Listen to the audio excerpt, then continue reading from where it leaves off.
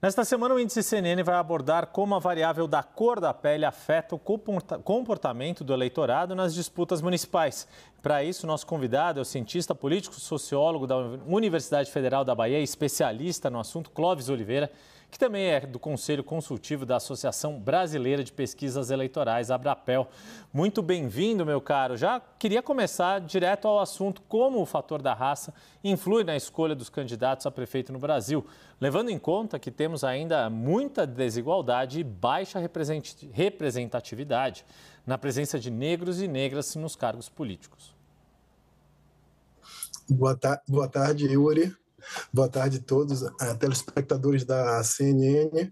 É um prazer estar aqui no Índice CNN. Essa questão é muito importante na agenda de reflexão sobre política no Brasil. É curioso que somente a partir do momento que muitos candidatos negros começaram a entrar em cena é que se passou a considerar de uma maneira mais veemente a importância dela. Em linhas gerais, a gente tem que olhar sobre duas perspectivas: a situação do eleitor negro e a situação do candidato negro. Se pudermos pegar o primeiro ponto do eleitor negro, na literatura mostra que frequentemente a variável racial tem um impacto de característica sociodemográfica, e na literatura americana particularmente, quando diz quanto maior o número de eleitores negros na população, maior a chance de um candidato negro ser eleito e formar um quadro de representantes mais efetivos, comprometido com a agenda do eleitorado negro. E também, mais recentemente, se fala, que é uma interpretação mais corrente, de que a variável racial não é decisiva no voto, mas ela é interveniente.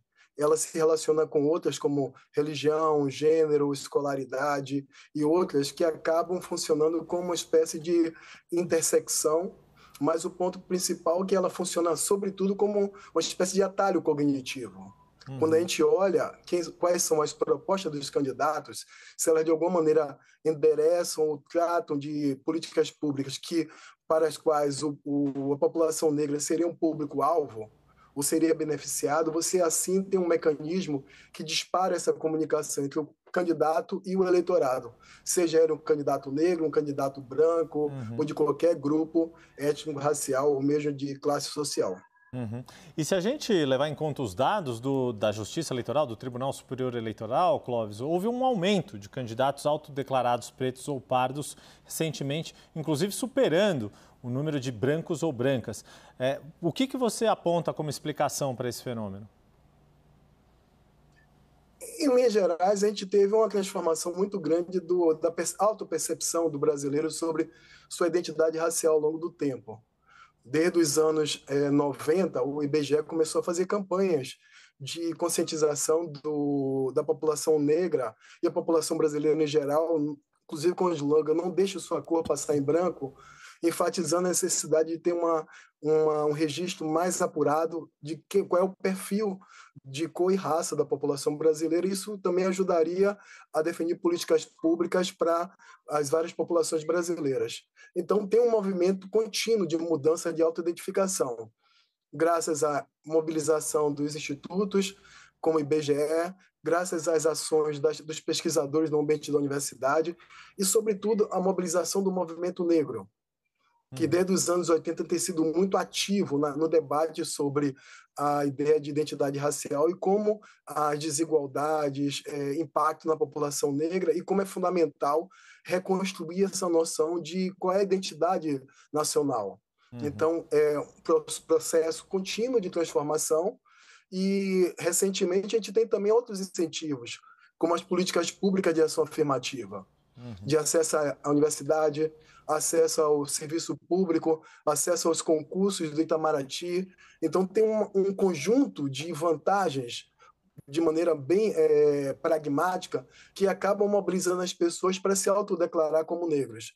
Recentemente, o Supremo Tribunal Federal colocou uma portaria de incentivo às candidaturas negras e de mulheres, na qual conferia um acesso proporcional aos recursos da campanha, para políticos negros e também para as mulheres. Quer dizer, existe incentivo por parte, sobretudo, das instituições eleitorais, de maneira a incentivar para que eles tenham mais vantagens ou mesmo equidade na competição eleitoral. É o caso de acesso ao horário eleitoral gratuito, o acesso também aos fundos partidários e o fundo eleitoral. Esse é um cenário que explica grandemente essas transformações na autodeclaração. Lembrando ainda que existe uma estratégica, né? Que é como os próprios candidatos começam a perceber as vantagens relativas de se autodeclarar, ora como branco, ora como negro, considerando as circunstâncias do eleitorado. A gente viu isso acontecer nas últimas eleições, candidatos que se autodeclaravam de uma forma e depois passaram a outra. Clóvis, deixa eu trazer 2 gráficos aqui que que podem nos ajudar a ilustrar, capitais que ajudam a ilustrar essa questão da raça. A gente mostra primeiro a situação de Salvador, que é uma das capitais com maior população negra do país, e o Clóvis, como professor da Federal da Bahia, conhece muito bem. Lá a gente vê uma situação que o prefeito Bruno Reis tem liderado com sobra a disputa. A gente está vendo os dados agregados do índice CNN, uma perspectiva, pelo menos neste momento, de que o prefeito seja reeleito, inclusive, em primeiro turno e consolidando este grupo do qual faz parte o atual prefeito Bruno Reis e o ex-prefeito ACM Neto na liderança. Deixa eu passar também agora para os números de São Paulo, o maior colégio eleitoral do país, também com uma população negra bastante significativa, e já deixando claro que esses números do índice CNN já consideram a pesquisa Quest divulgada nesta quinta-feira. E a gente vê uma disputa acirrada entre o prefeito Ricardo Nunes e o candidato do PSOL, Guilherme Boulos, pré-candidato Guilherme Boulos, seguindo ali num outro pelotão, o pré-candidato do PSDB, José Luiz da Atena, Pablo Marçal, pré-candidato pelo PRTB, e uma próxima tela para a gente ter o panorama mais completo, Tabata Amaral, pré-candidata do PSB, Kim Kataguiri, do União Brasil, e Marina Helena, do Novo. Professor, o que a gente pode destacar dessas 2 cidades sobre a perspectiva da questão da raça nas eleições? Na experiência baiana, o que nós temos é sobretudo esse novo grupo que tomou o poder a partir de 2012, que é o grupo do ex-prefeito ACM Neto, e que agora seu sucessor é Bruno Reis, é a capacidade muito grande de fazer um manejo muito bom de discurso racial, não explícito, mas sobretudo implícito, com agenda muito propositiva em favor dos segmentos do eleitorado negro. Então, nesse sentido, não precisa racializar um discurso. É tão somente suficiente em alguns momentos que um candidato desenvolva uma retórica e, sobretudo, as propagandas que mostrem que o público beneficiado das suas políticas serão os negros.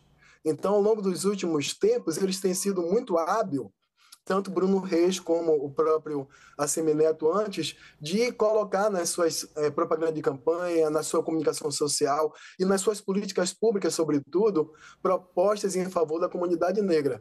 E como nós temos uma sociedade bastante eclética no que se refere a esse gradiente de cor e raça, que vai do preto ao pardo até o branco é minoria em Salvador, apenas 16%, mas tem uma massa enorme de pardos, cerca de 50 e poucos por cento. Então, dá a ideia de como é muito volátil e fluida essa classificação racial. No sentido geral, o que se observa em Salvador, que a variável que mais explica a intenção de voto e a preferência partidária é muito mais gênero e educação, muito mais do que cor e raça, devido à própria composição do eleitorado baiano. No caso de São Paulo, que nós temos experiência, é um caso bem interessante. É uma cidade que, a princípio, seria de uma minoria negra, né? Mas como você pensa uma minoria que compõe quase 4 milhões de pessoas?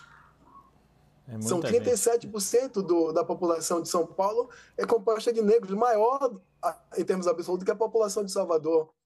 E ainda assim, o que nós temos é uma desigualdade racial muito grande e, outra vez, um bom manejo de discurso racial. Nesse caso, desenfatizando totalmente o apelo racial. A direita, desde Maluf, faz um manejo ideal, na qual coloca os negros como beneficiários das políticas e, ao mesmo tempo, é capaz de combater e trazer, roubar as bandeiras da esquerda.